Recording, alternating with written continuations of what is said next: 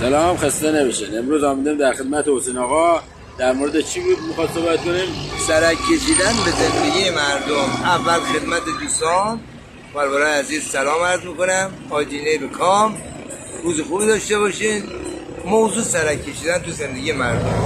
آقایون خواهشن لطف کنین، تمنا میکنن این کلمه به تو چه به ما چه همیشه اینجا باشه.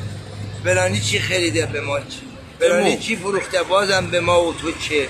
داداش اینا خیلی نخواه باریک میشه و باریک میشه جای مرسه به سکه 100 میلیونی دم دادگاه خانواده. بعد اونجا تان به شرط چاقو پاره میشه. داداشا حواسای گل مرتب باید مثل ساعت کار کنه. پس هر کی هر چی خریده برای خودش خریده، به ما ربطی نداره. یارو موبل خریده، چی خریده، به ما ربطی نداره. آقا خریده برای خودش. مبارکش بشه. پولدار بوده خریده، ما نداریم نمیخریم. تموم شد رفت.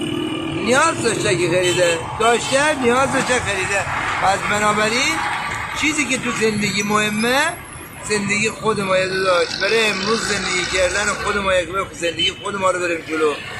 یکی آقا حسن چی خرید، حسین چی خرید، لذا چی خرید، به خودش مربوطه. داشت تاش مرسه بود دادگاه خانواده و سکه ها رو من در مطالبه میگیرن، زحمت کشیده همه رو قشنگ براتون نقد میکنن، نداری بالا نگه راحت عمل زیاده.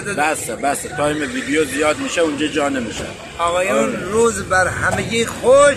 چیز که از اونا بگو دیگه. از اون زنگوله و کنار یاد جمله جایی حالا گامبون لایف همه چی حمایت کنید تا بعد ما بیم خدمت شما. وگرنه قهر میکنه ما. نه فردا زود قهر میکنه.